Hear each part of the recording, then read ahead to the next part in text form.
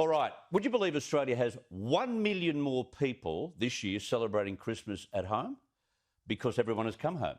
It's a staggering thought, especially if you're a grocery train trying to find extra stock for all your shelves. So are we equipped for Christmas, and what damage will be done this week, the busiest week of the year for some, with so many borders shut tight, or the bar on visitors from Sydney? Let's ask Peter Switzer from switzer.com.au. Evening, sir. Hi, Chris.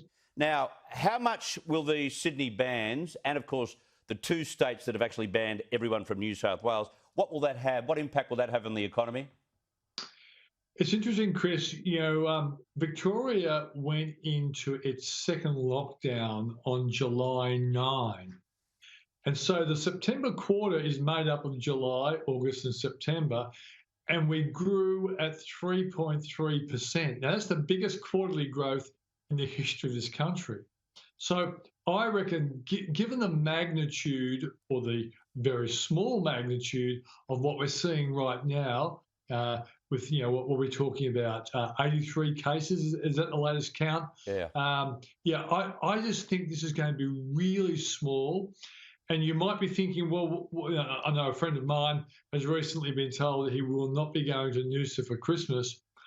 So his cancellation, the question is, what happens to the couple from Rockhampton who was going to go to Tweed Heads? Well, they won't go there either because they'll be stuck with the quarantine.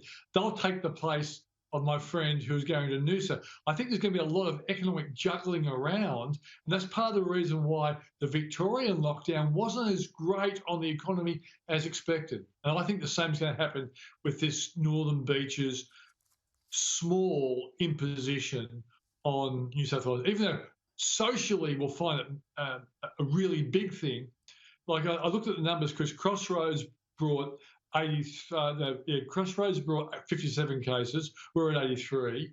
Bankstown brought 76 cases of infections, and Thai Rock Café was 114. Now, you and I lived through that and didn't even think about it as being as serious as this current one. And I think it's because Christmas. The focus is on everyone going home and all that sort of stuff. I think we're much more negative about this than we were other cases that were fairly similar or worse. Absolutely. Couldn't agree with you more. Way more cynical and afraid. Now, we have 1 million extra Aussies celebrating Christmas. They're all home.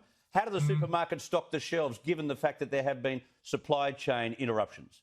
Yeah, I think in the Northern Beaches area, there'll be problems. I think around the rest of the state, there won't be a big problem. I think, when you look at Woolworths and Coles, I think they have the logistics capability of the military. I know, for example, when the coronavirus hit in March, someone that I know who's really a smart person believed that Woolworths and Coles and IGA would have real problems, doing the fulfillment. And he actually wanted me to go to the Treasurer and put together like a task force to do it. And I said, I do not think it's necessary, mate. I think Woolworths and Coles are really across this sort of thing. So I think there'll be some localised issues, but across the state, I don't think it'll be a big issue at all. Okay, we've had the US announced a kind of stimulus package for their country. That had an impact on the markets. How did our markets react? Yeah, very good, mate. Like the SPY futures tells us what the market is expected to do. Now, with all these border questions and challenges, our market was expected to be down 87 points. It ended up being down 5.6 points. Now, we were down about 43 points or so in the middle of the day, but when the stimulus news came through, there's a lot of positivity, re-baked into the market. And Chris, when you think of 2021, there's going to be two really big things. Is the stimulus package in Australia? It's already big. We were waiting for America to catch up. Yep. They've now done it, $900 billion, and vaccines. Throw the vaccine into the equation, and that's going to be the real game changer for both the economy and the stock market. Right. And I think it's very good news. Great stuff. Peter Switzer, thank you very much for your time. Cheers, mate. All right, from switzer.com.au.